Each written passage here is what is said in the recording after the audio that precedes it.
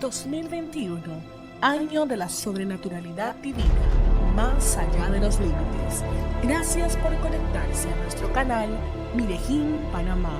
Sean todos bienvenidos. Muy buenas tardes, amados hermanos y amigos, que el Señor les continúe bendiciendo en este día tan especial, domingo 22 de agosto del año 2021, el año de la sobrenaturalidad divina más allá de los límites. Una vez más, el Señor extiende su gracia y su misericordia sobre nosotros y con su cuidado y su protección nos ha conducido hasta este momento en que podemos estar juntos para seguir el estudio de la palabra del Señor.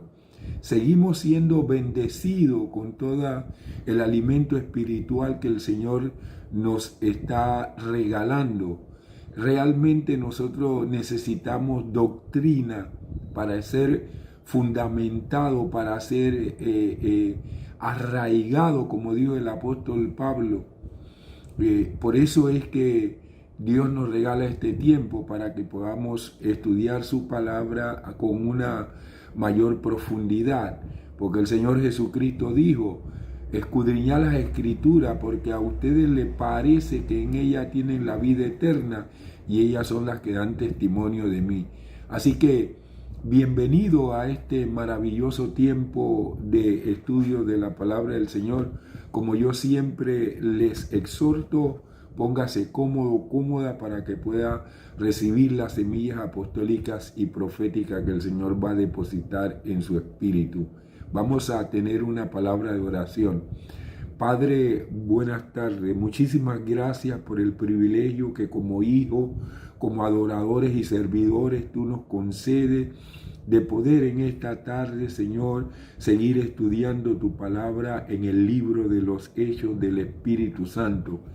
Gracias porque a través de este maravilloso libro escrito por Lucas, tú nos das revelación, información, conocimiento, estrategia que tú utilizaste en el primer siglo y que van a ser utilizadas en este último tiempo para que nosotros podamos alcanzar la gloria postrera que tú has prometido.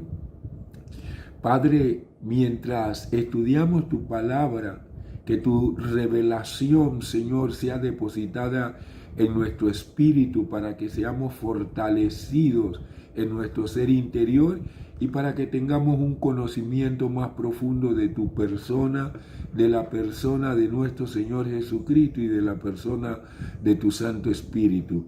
Que Él, tu Santo Espíritu, se encargue en este día de acomodar lo espiritual tuyo a lo espiritual nuestro. De antemano queremos darte gracias, toda la honra y la gloria, porque nosotros sabemos que tú siempre estás presto para edificarnos y para acercarnos a ti. En el nombre precioso de nuestro Señor Jesucristo, gracias Padre, amén y amén. Bien, mis amados hermanos y hermanas, en este día les presento el tema de mi disertación, la labor apostólica en Corinto.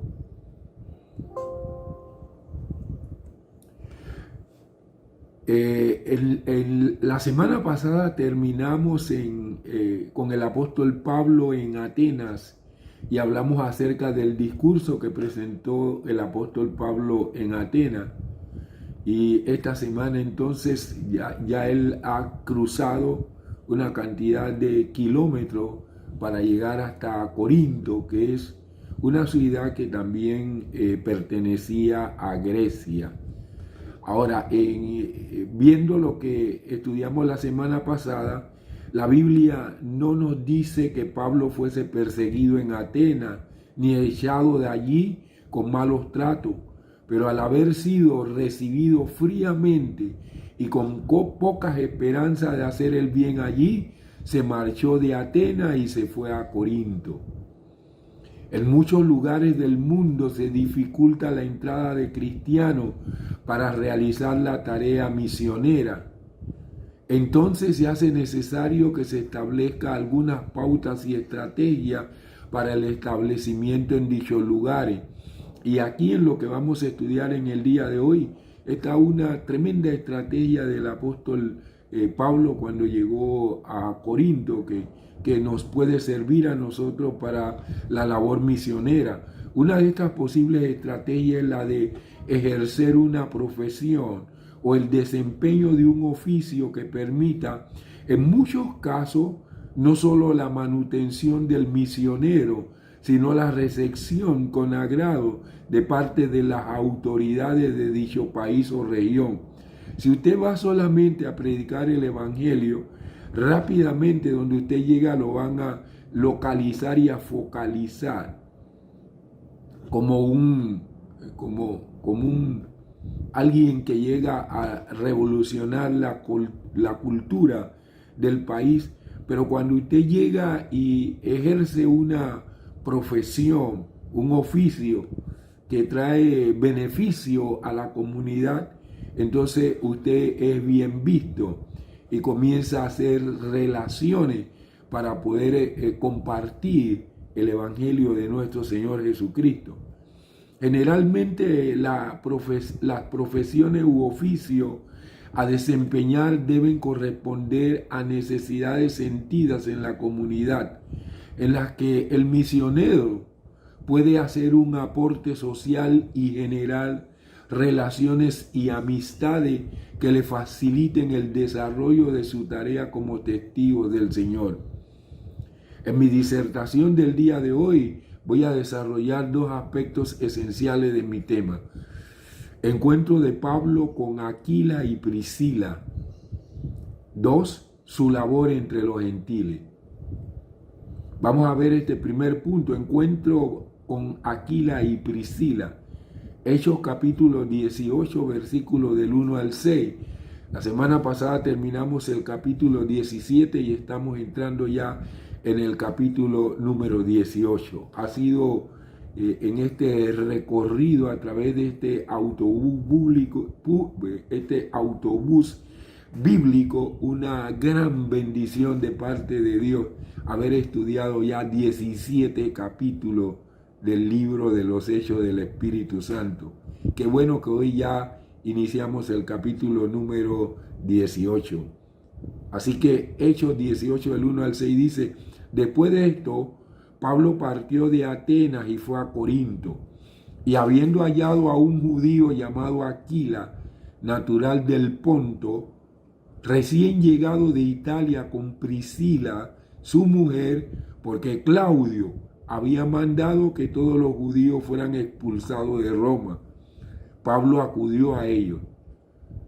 Como eran del mismo oficio, permaneció con ellos y trabajaba, pues su oficio era hacer tiendas. Y discutía en la sinagoga todos los sábados y persuadía a judíos y a griegos. Cuando Silas y Timoteo llegaron de Macedonia, Pablo se dedicaba exclusivamente a la exposición de la palabra, testificando a los judíos que Jesús era el Cristo. Pero como ellos le contradecían y blasfemaban, sacudió sus vestidos y les dijo: la sangre de ustedes sea sobre su cabeza, yo soy limpio, de aquí en adelante iré a los gentiles. Corinto, como dice el versículo 1, era la capital de la provincia de Acaya en Grecia. Era una ciudad puerto muy comercial. Había sido reconstruida por el emperador romano Julio César en el año 46 a.C. y convertida en colonia romana. Estaba a unos 80 kilómetros de Atenas. Se dice que en la cumbre del monte del Acro Corinto se levantaba el templo de Afrodita, diosa del amor y de la guerra, que contaba con aproximadamente 1000 prostitutas dedicadas al culto. Corinto fue un centro político y comercial de Grecia, superando a Atenas en importancia. Era famosa por su maldad e inmoralidad. En esta región popular La gente adoraba a la divinidad dando dinero al templo y participando en actos sexuales con hombres y mujeres que se prostituían en el templo. Pablo vio en Corinto un desafío y una gran oportunidad para su ministerio. Más tarde escribió una serie de cartas a los corintios, ocupándose sobre todo de los problemas de inmoralidad. Primera y segunda de Corintios son dos de dichas cartas. En este punto que estamos desarrollando, hay tres aspectos que debemos considerar. Primero, trabajo secular del apóstol. En Corinto vemos al apóstol Pablo trabajando manualmente para ganarse el sustento, como dicen los versículos 2 y 3. Cada muchacho judío aprendía un oficio y procuraba vivir de sus ingresos. Pablo y Aquila se prepararon en la fabricación de tiendas o carpas, cortando y cosiendo paños tejidos con pelos de cabra. Los soldados usaron muchas tiendas, de manera que éstas se vendieron a la armada romana. Como fabricante de tienda, Pablo pudo ir a cualquier lugar que Dios le indicara, llevando su fuente de ingreso consigo. Las palabras hacer tiendas en griego también se usó para referirse al que trabaja con cuero. Pablo, aunque era hombre muy culto, no se tenía en menos por su oficio. Ningún oficio honesto es merecedor de desprecio y, puesto que él había aprendido desde su juventud, no quería dejarlo en desuso. Aunque tenía derecho a ser mantenido por las iglesias que había fundado, se ganaba el pan con el sudor de su frente y los callos en las manos, lo cual es tanto mayor gloria para él como mayor vergüenza para quienes debieran haberle tenido mayor consideración. Trabajaba pues con la mente y con las manos. En el oficio manual tenía por compañero a sus compatriotas Aquila y su mujer Priscila o Prisca. Lucas destaca que los creyentes que ahora encuentra a Pablo desempeñan una labor similar a la suya. Por tanto, podemos tener la certeza de que Pablo era constructor de tiendas, quizás portátiles. Podían ser de cuero o de tejido de pelo de cabra. Esto permitía cierta independencia económica al trabajar en la obra del Señor. Aunque era un gran apóstol de Cristo, el apóstol de los gentiles, no desdeñaba trabajar manualmente con creyentes ordinarios, aunque de calidad espiritual extraordinaria. Mire lo que dice el versículo 26 de este capítulo. Comenzó a predicar con valentía en la sinagoga, y cuando Priscila y Aquila le oyeron, le tomaron aparte y le pusieron con mayor exactitud el camino de Dios. O sea que estos dos creyentes venidos de Roma, tenían un conocimiento profundo de la palabra de Dios. Y a pesar de que Pablo había sido llevado al desierto de Arabia para recibir el evangelio por revelación, se encontraron con Aquila y Priscila, que tenían un mayor conocimiento del Señor Jesucristo y lo pudieron, alinear. Hay gente que dice, bueno, como yo recibo revelación de Dios, no necesito de nadie. Eso en el reino de los cielos no pasa, porque el Señor en su reino nos ha hecho interdependientes los unos de los otros. Y uno solo no recibe toda la revelación. La revelación la recibimos en parte y de manera progresiva. Y recibimos una parte directamente del Señor en el estudio de la palabra de Dios, y otra parte que recibimos de los que están alrededor de nosotros, a quienes también el Señor le da revelación. Nunca usted crea que usted tiene toda la revelación de Dios, porque eso no sería humildad, eso sería altivez. Y Pablo, entonces aquí aceptó, mire, el alineamiento, la sincronización que Priscila y Aquila le dieron cuando lo oyeron predicando el Evangelio de nuestro Señor Jesucristo. Esta pareja de fieles hermanos habían venido de Roma, como dice el versículo 1, al ordenar el emperador Claudio que todos los judíos residentes en Roma saliesen de allí sin demora. Habían sido expulsados, pues por ser judíos, aunque también cristianos. Si los judíos perseguían a los cristianos, no ha de extrañarnos que los paganos persiguieran a cristianos y a judíos. El historiador romano Suetonio, en su obra La vida de Claudio, registra tal orden y dice de la siguiente manera: puesto que los judíos estaban participando en numerosos motines incitados por Cresto, esto es en griego, entre paréntesis, Cristo, el emperador Claudio los expulsó de Roma.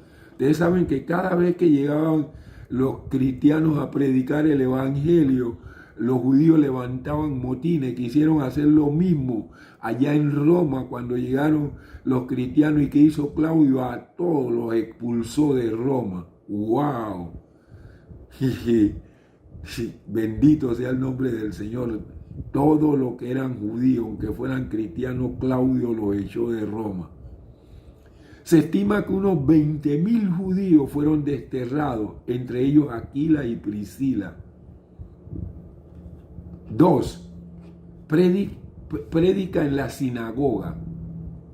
Enseguida vemos a Pablo que predicaba en la sinagoga todos los sábados, como dice el versículo 4, tratando de persuadir a judíos y a griegos por igual. Y cuando se le unieron Silas y Timoteo, dice la palabra que se dedicó Pablo por entero a la predicación de la palabra, cobrando nuevos ánimos con la llegada de sus amados compañeros. Su testimonio solemne ante los judíos era, como siempre, que Jesús era y es el Mesías, en griego el Cristo. El original del versículo 4 dice literalmente persuadía, para dar a entender el entusiasmo y el ardor con que Pablo les anunciaba el mensaje del Evangelio. 3. Oposición de los judíos.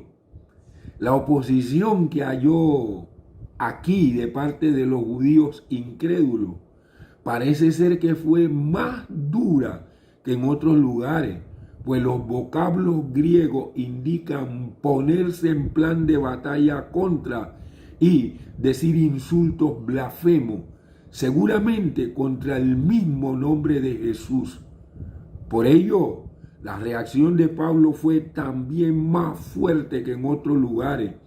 No solo se sacudió el polvo de la sandalia, sino también de la ropa que llevaba, declarándose a continuación libre de responsabilidad. Yo soy limpio, dijo Pablo, en la condenación que, con su obstinación, hacían caer sobre sí mismos. Su discusión con ellos termina con la frase: desde ahora me iré a los gentiles.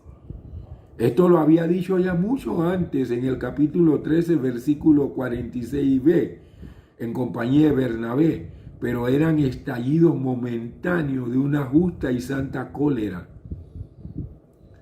Vamos al segundo punto, su labor entre los gentiles. Ya se fue de la sinagoga rumbo hacia los gentiles. Así que vamos a ver su labor entre los gentiles. La labor entre los gentiles aquí fue diferente a la labor entre los gentiles en Atenas. En Atenas estaba la sabiduría humana, Y ellos le resistieron no con violencia, sino con una frialdad, al creerse que eran la máxima maravilla. Pero cuando llega Pablo aquí a Corinto es una cuestión totalmente diferente, porque aquí lo que reinaba era, mire, la inmoralidad, la depravación. Tenían un templo donde 1000 mujeres se vendían para hacer relaciones sexuales ilícitas. Corinto era totalmente diferente a Atenas. Pero parece que a la gente le gusta esto porque Corinto tenía más prominencia que la propia Atenas, que era la capital. Y tuvo mucho más prominencia. Era puerto, así que la gente tenía la facilidad de llegar por agua a este lugar donde había un templo a una diosa famosa en aquella época. Vamos a ver su labor entre los gentiles, Hechos 18, versículos del 7 al 11. Dice la palabra, se trasladó de allí y entró en la casa de un hombre llamado Tito Justo, quien era temeroso de Dios y cuya casa estaba junto a la sinagoga. Crispo, el principal de la sinagoga, creyó en el Señor con toda su casa. O sea, ahí, qué tremendo. La labor de Pablo en la sinagoga no fue del todo nula. Hubo cosecha ahí en medio de la sinagoga. Y nada más y nada menos que el principal de la sinagoga, o sea, el presidente. Crispo, el principal de la sinagoga, creyó en el Señor con toda su casa. Y muchos de los corintios que oían, creían y eran bautizados.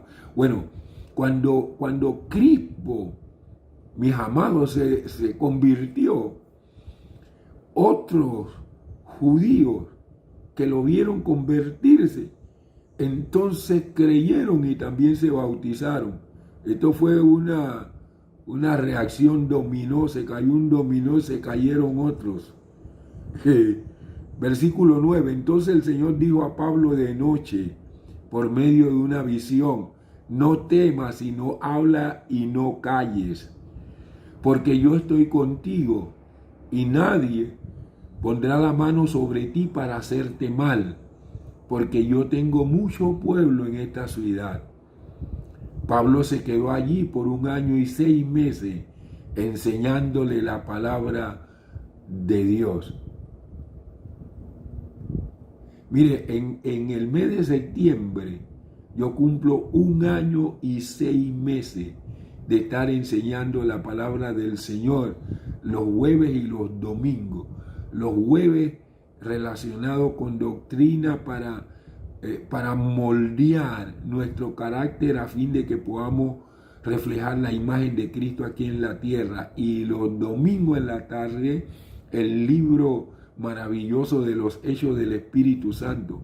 ¿Cómo podemos nosotros rendirnos al Espíritu Santo para que Él de una manera especial y maravillosa nos use como usó a nuestros hermanos del primer siglo? Bien, en este punto, amados hermanos y hermanas, hay 4 aspectos que debemos considerar. El primero, Pablo sale de la sinagoga y se va a vivir con un prosélito.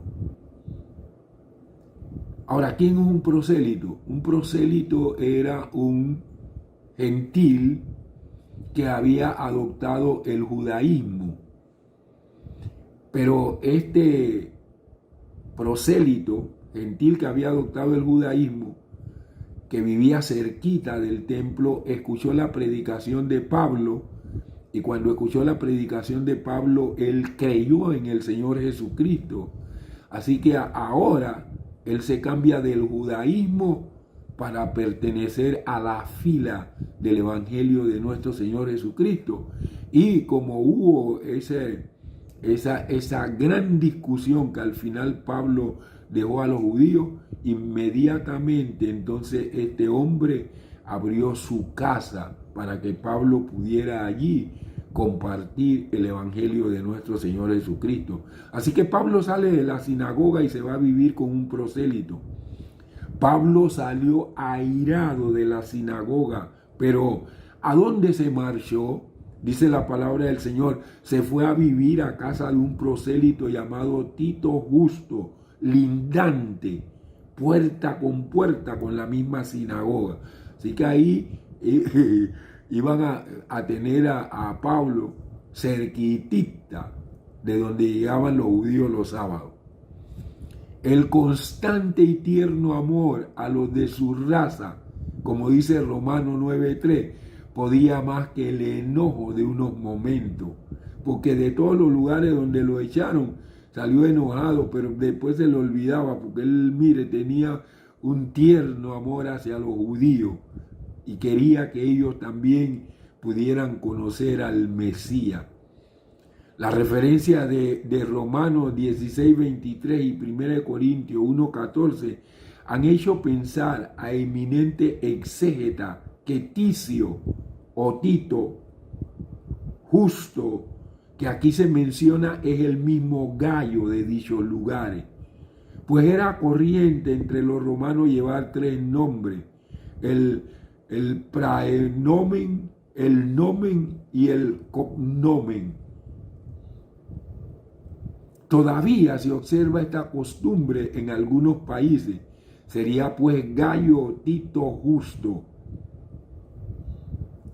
2.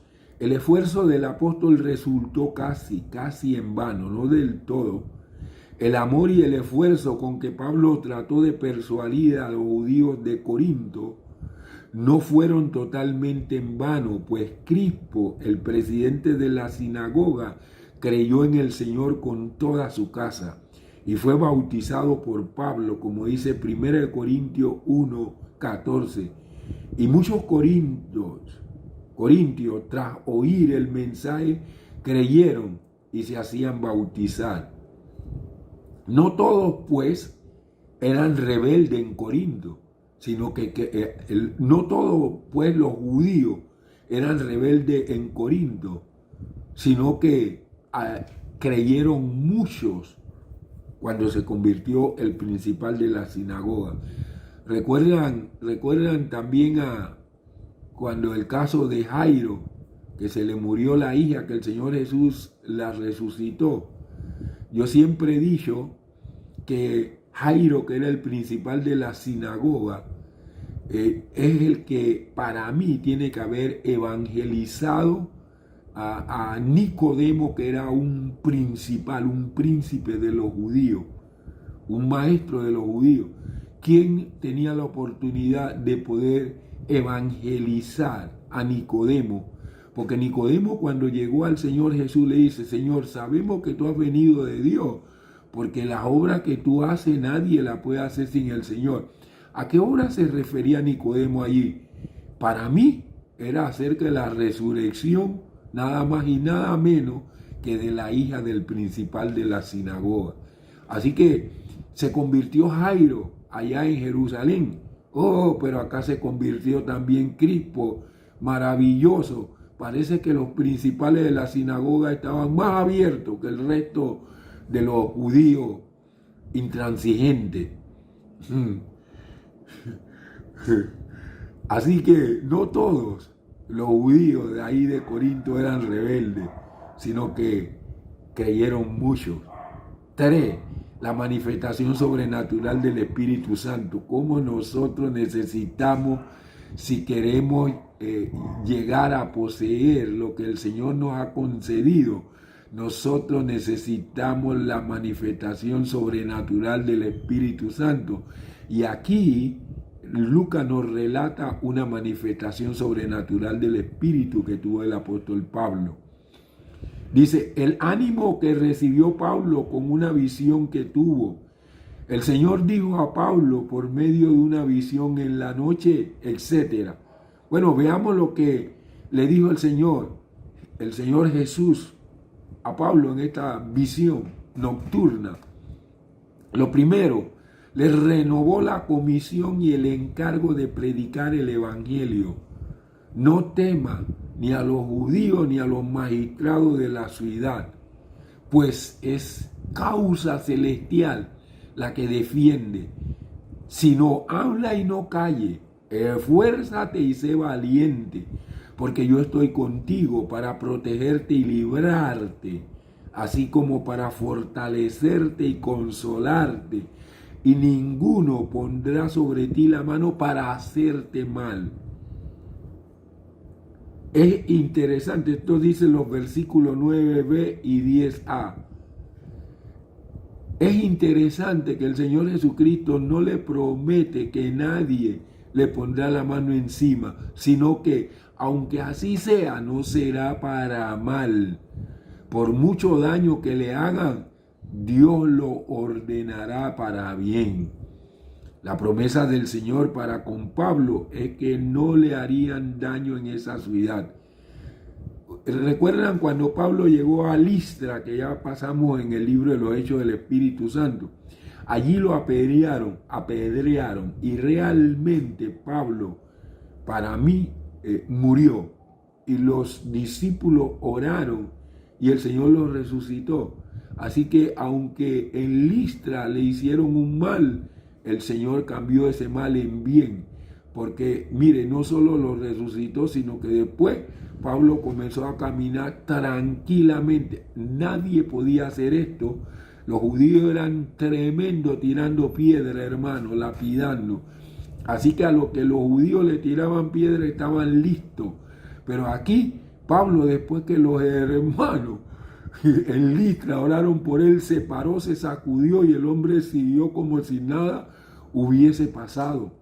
O sea, aquí en Corinto, el Señor le dice, no te preocupes, aquí no te podrán hacer mal, aunque te maten, yo te resucito. La promesa del Señor para con Pablo es que no le harán daño en esa ciudad. La razón es simple, allí había mucho pueblo del Señor. La pregunta es, ¿eran ya convertidos? Seguramente no, pero el Señor conocía sus corazones y sabía del fruto que se recogía allí. Le aseguró gran fruto en su predicación, como si dijese, yo sé que en esta ciudad tan profana, tan llena de toda clase de inmoralidad, con el templo de Venus en ella, son muchos los que escucharán tu palabra y serán añadidos a mi pueblo, que ya no es solo Israel, sino muchos de los que vendrán de los 4 puntos cardinales. Como dijo el apóstol Pedro en su primera carta, el capítulo 2, el versículo 10, ustedes en el tiempo pasado no eran pueblo, pero ahora son pueblo de Dios. No habían alcanzado misericordia, pero ahora han alcanzado misericordia. Dios tiene misericordia de quien quiere tener misericordia. No nos desesperemos de ningún lugar de la tierra cuando hasta en Corinto halló Jesucristo mucho pueblo. Usted dice, ay, pero es que esta gente son malas, son perversas, son terribles. Bueno, yo no sé, o sea, las comunidades que usted ha llegado son más terribles que lo de Corinto, pero en Corinto el Señor Jesús halló mucho pueblo y está dispuesto a hallar mucho pueblo en cualquier lugar, porque donde abunda el pecado, como en Corinto, el Señor hace sobreabundar su gracia para salvación, y por eso en Corinto hubo muchos salvados. Fíjese, y Pablo muy pocas veces en sus cartas comienza a detallar los nombres de gente que se han convertido, pero por alguna razón el apóstol Pablo, escribiendo desde Corinto, comenzó a mencionar a muchos que se convirtieron y tenemos muchos nombres. Otros que se convirtieron en cristianos en Corinto fueron Febe, como dice Romanos 16:1. Les recomiendo a nuestra hermana Febe, diaconisa de la iglesia que está en Cencrea. Cencrea fue un puerto de la ciudad de Corinto y ahí estaba la diaconisa Febe. Tercio, Romanos 16:22, yo Tercio, que he escrito la epístola, le saludo en el Señor. O sea, quien escribió, Pablo le dictó a Tercio, y el que escribió, recuerden que Pablo tuvo su problema con la vista y y ya a esta altura, bueno, ya tenía sus buenos años encima y él buscaba quienes les escribieran las cartas y él se las dictaba.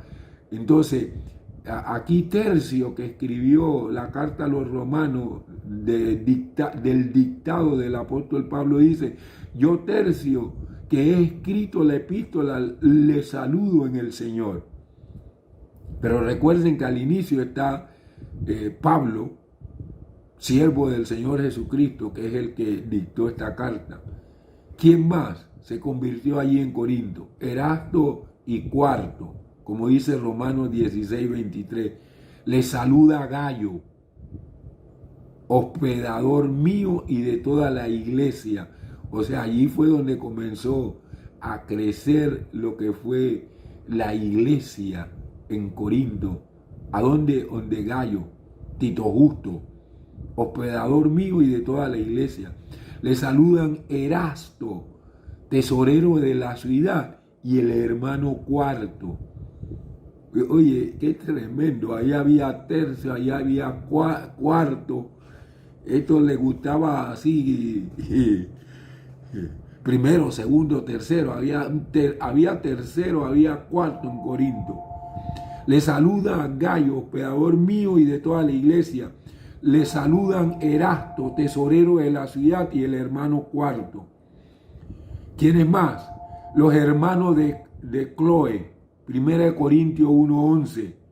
Porque se me ha informado de ustedes, hermanos míos, por los de Cloé, que entre ustedes hay contiendas. ¿Quiénes más se convirtieron allí en Corinto? Crispo, que ya lo mencionamos, y Gayo. Doy gracias a Dios que no bauticé a ninguno de ustedes, sino a Crispo y a Gayo. ¿Quién más? Estéfanas y su familia, 1 Corintios 16:16, pero también bauticé a los de la casa de Estéfanas. ¿Quién más se convirtió en Corinto? Fortunato y Acaico, 1 Corintios 16:17. Me alegro de la venida de Estéfanas, Fortunato y Acaico, porque estos suplieron lo que me faltaba de parte de ustedes.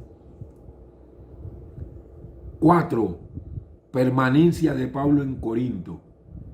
Con este ánimo que Jesús le dio, Pablo estableció allí por 1 año y 6 meses, enseñándole la palabra de Dios. Ese es el tiempo que llevo yo enseñándole la palabra de Dios. Así que ustedes han recibido la palabra como los hermanos de Corinto, entonces deben arder en el fuego del Espíritu como ardieron los hermanos de Corinto, iglesia en la que se manifestaban los 9 dones del Espíritu Santo.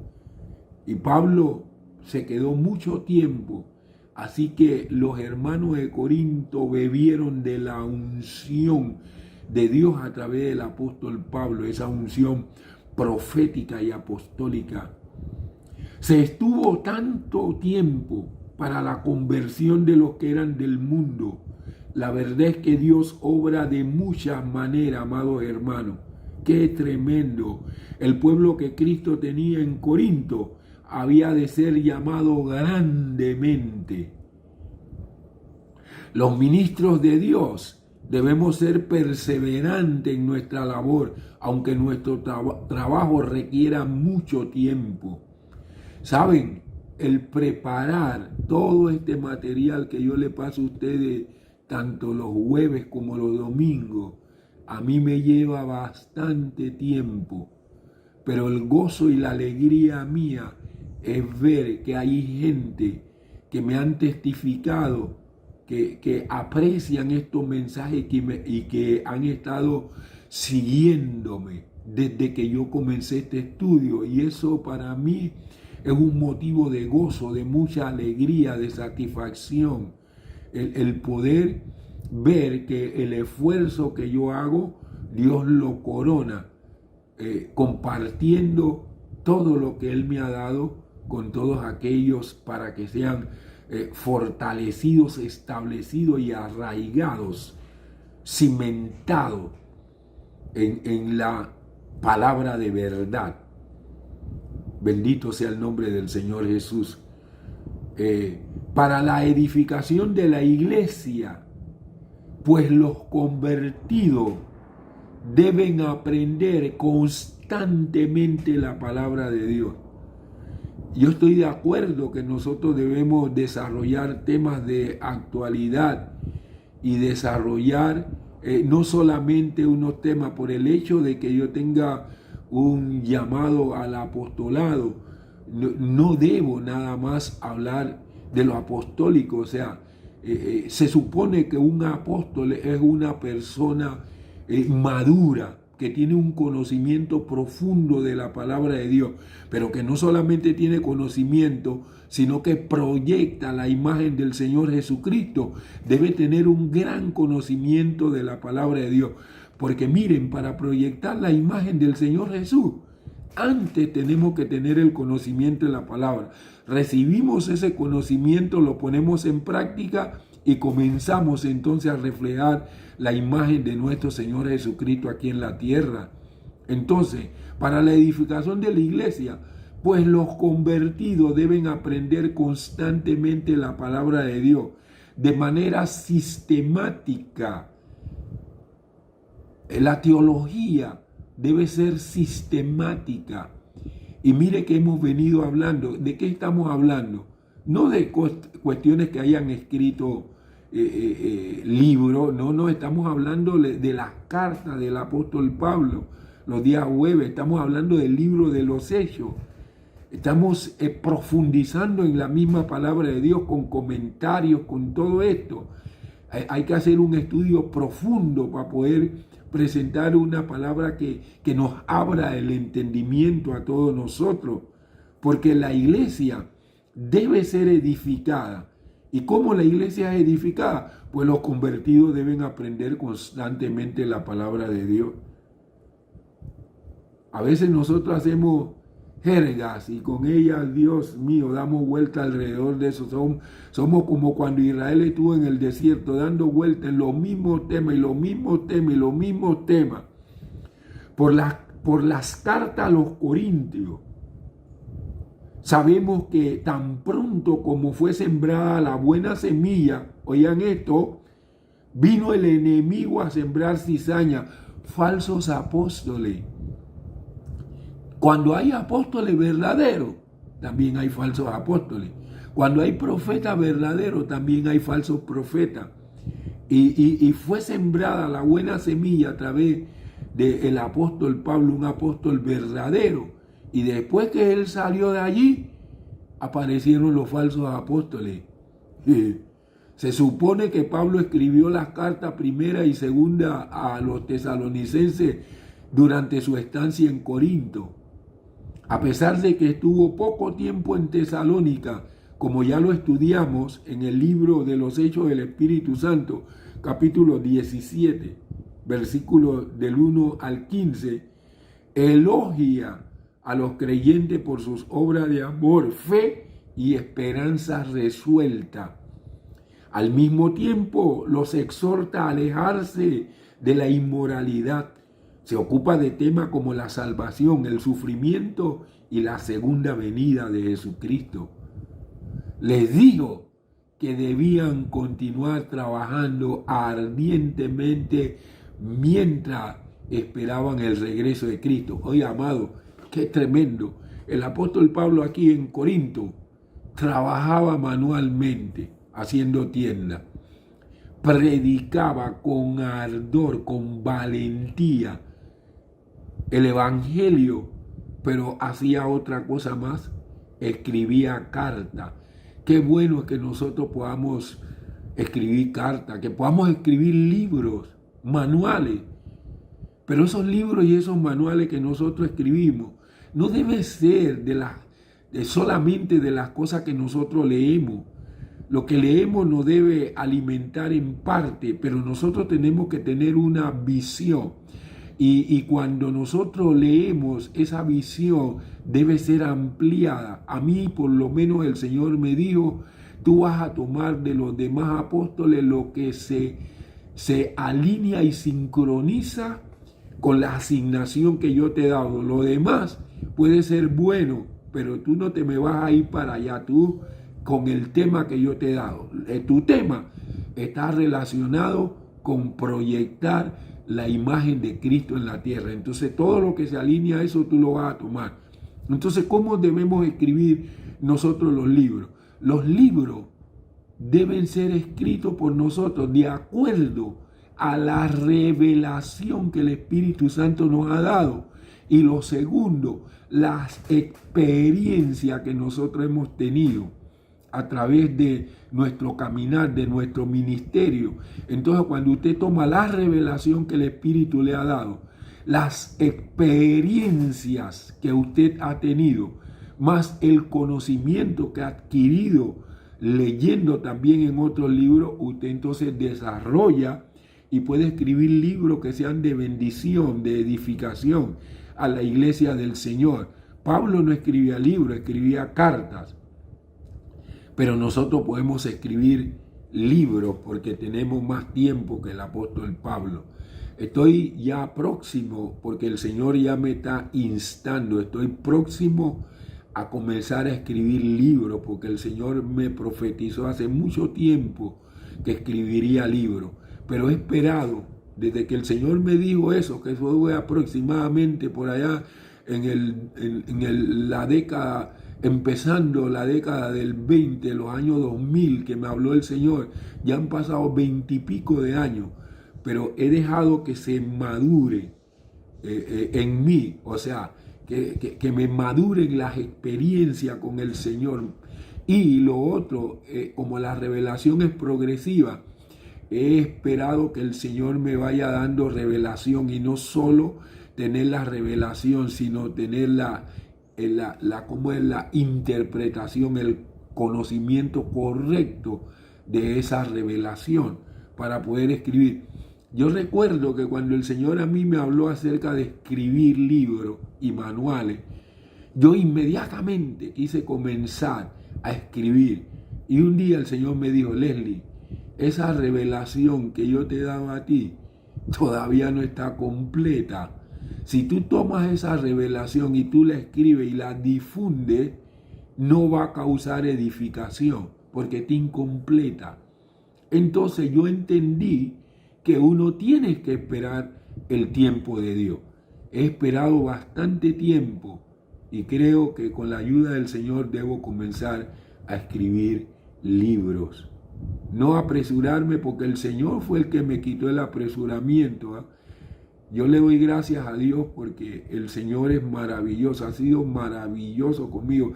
Yo le llamo el inmenso, porque mire, yo he tratado de volarme como otros, pero el Señor no me ha dejado volarme. El Señor me ha mantenido ahí, como con el cabestro ahí cerquitita, tranquilo, que yo te llamé para reflejar la imagen de mi Hijo, y para que tú puedas preparar a otro para que también puedan reflejar la imagen de mi Hijo. Termino con esto, amados y amadas.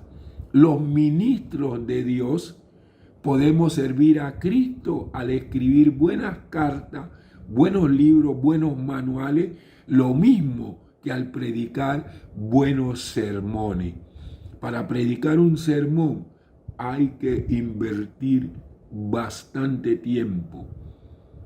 Hay que orar y hay que estudiar para poder presentar cuestiones hiladas. Yo a veces oigo mensajes que yo me quedo como insatisfecho, porque yo veo como que no hay una correlación de los puntos, o sea, no hay como una sincronización, y a mí me deja vacío, porque a mí me gusta, mire, hilar todo.